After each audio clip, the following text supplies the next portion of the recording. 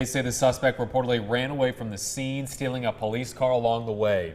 He then crashed the vehicle into at least 3 cars near Dayton's library. The suspect was taken to the hospital to be treated for injuries. In a landmark decision, Johnson & Johnson has been ordered to pay $572 million to the state of Oklahoma for its role in the opioid crisis. The decision came yesterday after a nearly 2-month trial that is the first of its kind against a pharmaceutical company. The judge who handed down the decision says Johnson & Johnson knowingly marketed opioids to the public, creating an epidemic that has killed thousands of people. The state says it will put the money toward treatment programs in Oklahoma. Johnson & Johnson has said it will appeal the decision. A homeowner says he was mistaken for a burglar in his own home by police after a friend triggered his alarm system.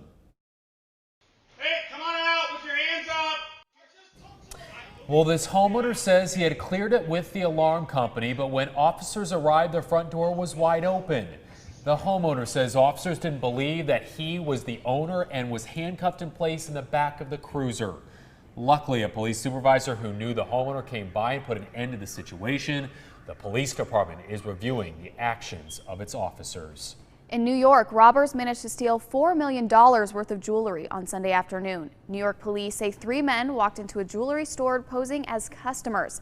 They then pulled out weapons and forced the employees to the ground. The robbers zip-tied and duct-taped the employees before taking the jewelry. None of the robbers wore a mask and police were able to see their faces, but no arrests have been made. An athlete from Spain just made a seemingly impossible journey through the Pacific Ocean. And he did this all by hand. Spanish endurance athlete Antonio de la Rosa just became the first person to paddle from California to Hawaii, making the trip in 76 days. He started in San Francisco on his 24-foot stand-up paddleboard June the 9th.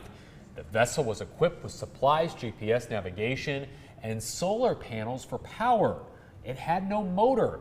And if that doesn't sound like an adventure enough, during his journey, De La Rosa was knocked off course by a nearby hurricane. Can you imagine?